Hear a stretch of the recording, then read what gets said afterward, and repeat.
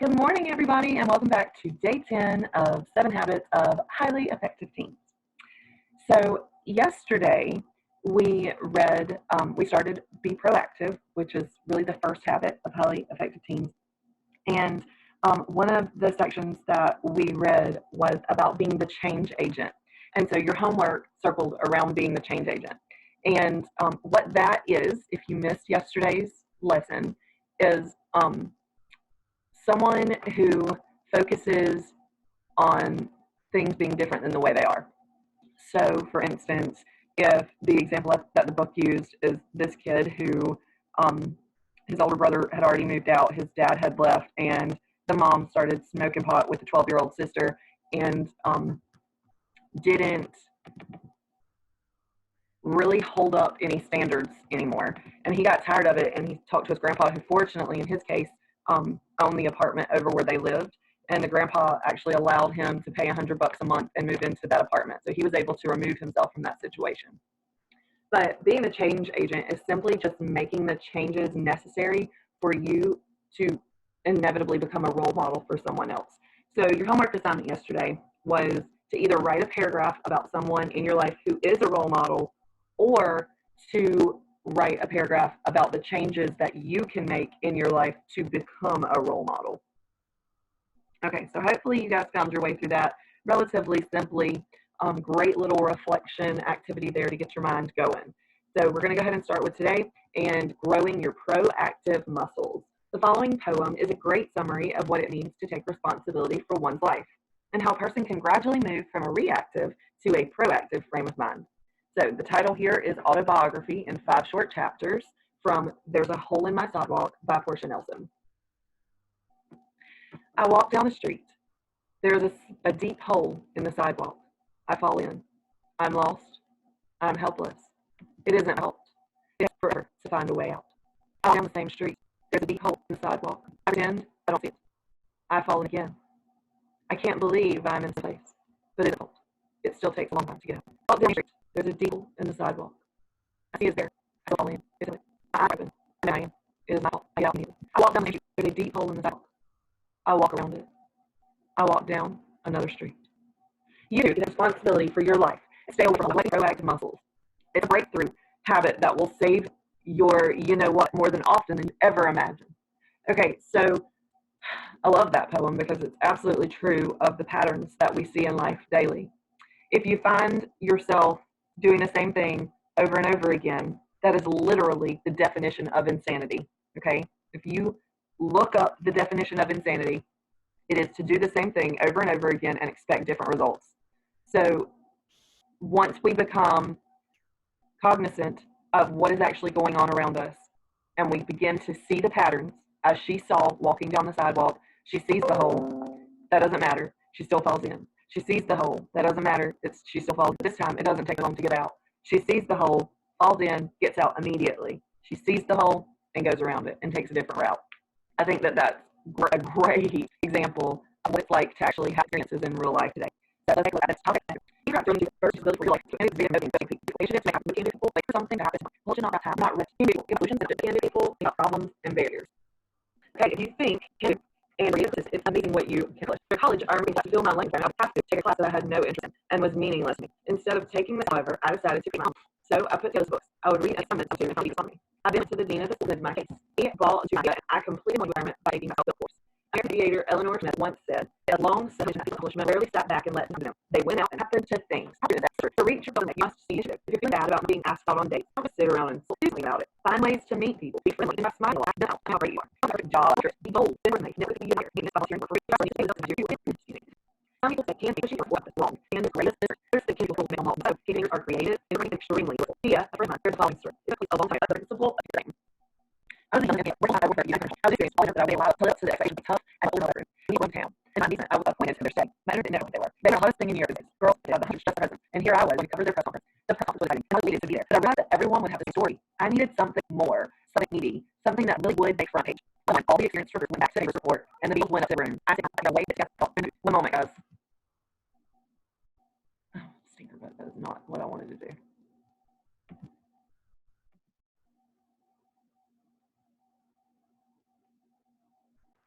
Okay, I apologize about that. I am, as most of us are doing, um, homeschooling right now, and my little guy just woke up, so I had to get him all situated. Now I'm back. Okay, so back to this story about the press and the Beatles. The press conference was exciting, and I was elated to be there, but I realized that everyone would have the same story. I needed something more, something meaty, something that really would make front page. One by one, all of the experienced reporters went back to their papers to report, and the Beatles went up to their rooms. I stayed behind. I've got to figure out a way to get to these guys, I thought. And there's no time to lose. I walked to the hotel lobby, picked up the house phone, and dialed the penthouse. I guessed they would be staying there. Their manager answered. This is Pia Jensen from United Press International. I would like to come talk to the Beatles, I said confidently. What did I have to lose? To my amazement, he said, come on up. Trembling and feeling like I'd hit the jackpot, I entered the elevator and went up to the royal suites of the hotel. I was led into an area as big as an entire floor, and here they all sat Ringo, Paul, John, and George. I gulped down my nervousness and inexperience and tried to act like a world class reporter. I spent the next 2 hours laughing, listening, talking, writing, and having the best time of my life. They treated me royally and gave me all the attention in the world. My story was splashed on the front page of the leading newspaper in the country the next morning, and my more extended interviews with each of the Beatles appeared as a feature in most of the newspapers of the world within the next few days. When the Rolling Stones came to town after that, guess who they sent? Me, a young, female, inexperienced reporter. I used the same approach with them, and it worked again. I soon realized what I could accomplish by being pleasantly persistent. A pattern was set in my mind. I was convinced anything was possible. With this approach, I usually got the best story, and my news career took on a new dimension. George Bernard Shaw, the English playwright, knew about all about can do. Listen to how he said it. People are always blaming their circumstances for what they are. I don't believe in circumstances. The people who get on in this world are the people who get up and look for the circumstances they want. And if they can't find them, they make them. Pay attention to how Denise was able to create the circumstances she wanted. I know it's strange for a teenager to want to work in a library, but I really wanted that job more than I had ever wanted anything. But they weren't hiring. I would go to the library every day and read, hang out with my friends, and just get away from home. What better place to work than some place I already hung out at? Although I didn't have a job there, I got to know the office staff, and I volunteered for special events, and pretty soon I was one of the regulars. It paid off. When they finally had an opening, I was their first choice, and I found one of the best jobs I ever had. Okay, so can do attitude. People who make things happen. People who get stuff done. Don't take no for an answer. If you want it, go out there and get it. Make it happen. Okay, just push pause. So when someone is rude to you, where do you get the power to resist being rude back? For starters, just push pause. Yep, just reach up and push the pause button to your life just as you would on the remote control. If I remember right, the pause button is found somewhere in the middle of your forehead. Sometimes life is moving so fast that we instantly react to everything out of sheer habit. If you can learn to pause, get control, and think about how you want to respond, you'll make smarter decisions. Yes, your childhood, your parents, your genes, and your environment influence you to act in certain ways, but they can't make you do anything. Your life is not predetermined, and you are free to choose. So push that pause button. While your life is on pause, open up your toolbox, the one that you were born with, and use your four human tools to help you decide what to do. Animals don't have these tools, and that's why you're smarter than your dog. These tools are self awareness, conscience, imagination, and willpower. You might want to call them your power tools. So, self awareness, conscience, imagination, and willpower. Self awareness means I can stand apart from myself and observe my thoughts and actions. Conscience, I can listen to my inner voice to know right from wrong. Imagination, I can envision new possibilities. And willpower, I have the power to choose. Let's illustrate these tools by imagining a teen named Rosa and her dog Wolf as they go for a walk. Here, boy, let's go outside, says Rosa as Wolf leaps up and down, wagging his tail. It's been a rough week for Rosa. Not only has she just broken up with her boyfriend Eric, but she and her mom are barely on speaking terms. And as she strolls down the sidewalk, Rosa begins thinking about the past week. You know what? She muses to herself. Breaking up with Eric has really been tough on me. It's probably why I've been so rude to mom and taking out all of my frustrations on her. You see what Rosa is doing? She's standing apart from herself and evaluating and measuring her actions. This process is called self awareness. It's a tool that is native to all humanoids. By using her self-awareness, Rosa is able to recognize that she's allowing her breakup with Eric to affect her relationship with her mom. This observation is the first step to changing the way she has been treating her mother. Meanwhile, Wolf sees a cat up ahead and instinctively takes off in a frenzy after it. Although Wolf is a loyal dog, he is completely unaware of himself. He doesn't even know that he is a dog. He is incapable of standing apart from himself and saying, you know what? Ever since Susie, his dog friend next door, moved, I've been taking out my anger on all the neighborhood cats. As she continues her stroll, Rosa's thoughts begin to wander. She can hardly wait for the school concert tomorrow when she will be performing a solo. Music is her life. Rosa imagines herself singing at the concert. She sees herself dazzling the audience, then bowing to receive a rousing standing ovation from all of her friends and teachers. And of course, all the cute guys. In this scene, Rosa is using another one of her human tools, imagination. It is a remarkable gift. It allows us to escape our present circumstances and create new possibilities in our heads. It gives us a chance to visualize our futures and dream up what we would like to become. While Rosa is imagining visions of grandeur, Wolf is busily digging up the earth trying to get at a worm. Wolf's imagination is about as alive as a rock. Zilch. He can't think beyond the moment. He can't envision new possibilities. Can you imagine Wolf thinking, someday I'm going to have my own dream doghouse with a revolving door and a large bay window? So let's take a look at this Garfield comic. I love Garfield. Garfield looks in the mirror, looking good, Garfield. You still have it, you rascal. An active imagination is a wonderful thing. Aww, poor Garfield. Suddenly, Rosa feels a vibration in her pocket. She gets a text from her new friend Taylor. Hiya, what you doing? Hey, taking Wolf for a walk, replies Rosa. Just then, she gets another message. I heard about what happened with you and Eric. Major bummer. Rosa is bothered by Taylor's reference to Eric. It's none of her business. Although she is tempted to be curt with Taylor, she knows Taylor is just trying to get to know her better and doesn't mean any harm. Rosa feels that being warm and friendly is the right thing to do. Yeah, breaking up's rough. Anyway, what's up with you? Rosa has just used her human tool called conscience. A conscience is an inner voice that will always teach us right from wrong. Each of us has a conscience, and it will either grow or shrink depending upon whether or not we follow its cues. Meanwhile, Wolf is relieving himself on Mr. Newman's newly painted white picket fence. Wolf has absolutely no moral sense of right and wrong. After all, he is just a dog, and dogs will do whatever their instincts compel them to do. Rosa's walk with Wolf comes to an end, and as she opens the front door to her house, she hears her mom yell from the other room, Rosa, where you been? I called you a dozen times. Rosa had already made up her mind to not lose her cool with her mom. So, despite wanting to yell back, get out of my face, she responds calmly. Just out for a walk with the dog, Mom. Woof, woof, come back here, screams Rosa as Wolf darts out of the door to chase the mailman. While Rosa is using her fourth human tool of willpower to control her anger, Wolf, who has been told not to chase the mailman, is overcome by his instincts. Willpower is the power to act. It says that we have the power to choose, to control our emotions, and to overcome our habits and instincts. As you can see in the above example, we either use or fail to use our four human tools every day of our lives. The more we use them, the stronger they become, and the more power we have to be proactive. However, if we fail to use them, we tend to react by instinct like a dog and not act by choice like a human. Okay, so human tools in action. Dermel Reed once told me how his proactive response to a family crisis changed his life forever. Dermel was raised in one of East Oakland's roughest neighborhoods, the fourth in a family of 7 kids.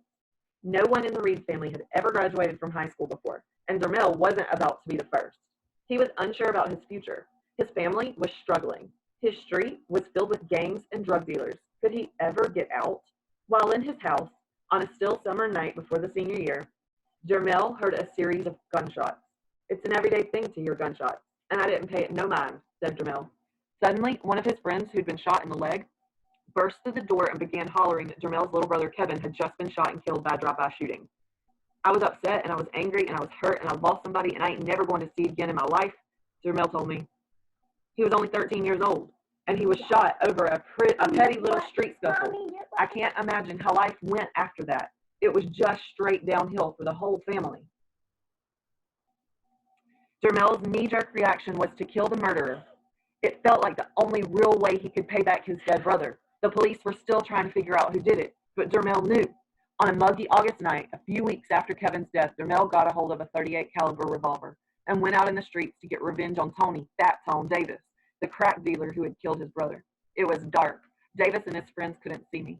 There he was sitting, talking, laughing, having fun, and here I am within 50 feet of him, crouched behind a car with a loaded gun. I was sitting there thinking, I could just pull this little trigger and kill the guy who killed my brother. Big decision. At this point, Jermell pushed pause and caught hold of himself. Using his imagination, he thought about his past and his future. I thought about my life in a matter of seconds. I weighed my options. I weighed the chances of me escaping, not getting caught, the police trying to figure out who I was. I thought about the times Kevin would come watch me play football. He always told me I was going to be a pro football player. I thought about my future, about going to college, about what I wanted to make of my life. Pausing, Jermell listened to his conscience. I'm holding a gun. I'm shaking. And I think the good side of me told me to get up and go home and go to school. If I took revenge, I'd be throwing away my future. I'd be no better than the guy who shot my brother. Using raw willpower, Jermell, instead of giving in to his anger and throwing away his life, got up, walked home, and vowed that he would finish college for his beloved dead brother. 9 months later, Jermell had made the honor roll and was graduating from high school. People in his school couldn't believe it. 5 years later, he'd become a college football star and a college graduate and the first in his family. Like Jermell, each of us will face an extraordinary challenge or two along the way, and we can choose whether to rise to those challenges or to be conquered by them. Elaine Maxwell sums up the entire matter quite well. Whether I fail or succeed shall be no man's doing but my own. I am the force. I can clear any obstacle before me, and I can be lost in the maze. My choice, my responsibility, win or lose, only I hold the key to my destiny. Yes, it's kind of like the old Volkswagen commercials. On the road of life, there are passengers and there are drivers. Drivers wanted. So, let me ask you, are you in the driver's seat of your life, or are you merely a passenger? Are you conducting your symphony, or simply being played?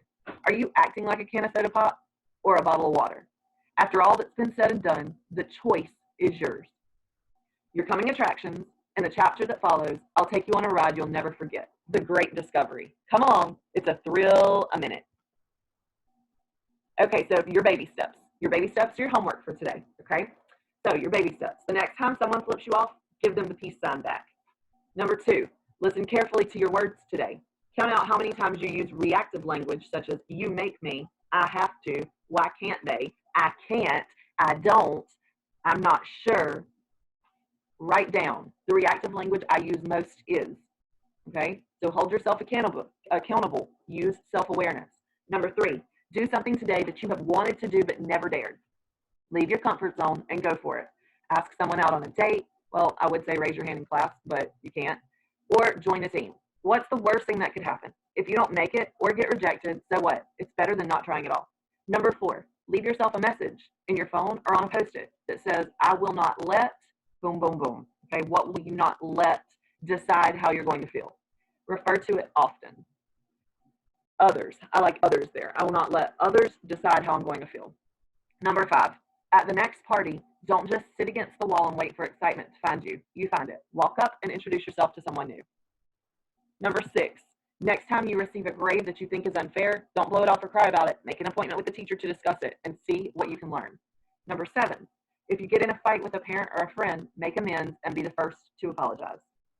Number 8, identify something in your circle of no control that you're always worrying about. Decide now to drop it. Here you go, write it down. What's the one thing that you can't control, but you always worry about it? Now, once you write it down, ball it up and toss it in the trash. Quit worrying about things you can't control. If someone sends you a mean or rude text, push the pause button. Do not respond when you're angry. Do not push send. Cool down first, then decide how best to handle it. Number 10, use your tool of self-awareness right now by asking yourself, what is my most unhealthy habit? Make up your mind to do something about it. Write it down on that paper we were just talking about. Most unhealthy habit, what is it? What I'm going to do about it, jot it down. Okay? So there you go. That's your baby steps. That's your homework for tonight. Hopefully you've enjoyed today's lesson. There was some really heartfelt stuff in there, man. And I hope you guys have a great, super awesome day. I will catch you on the flip side. Toodle-doo.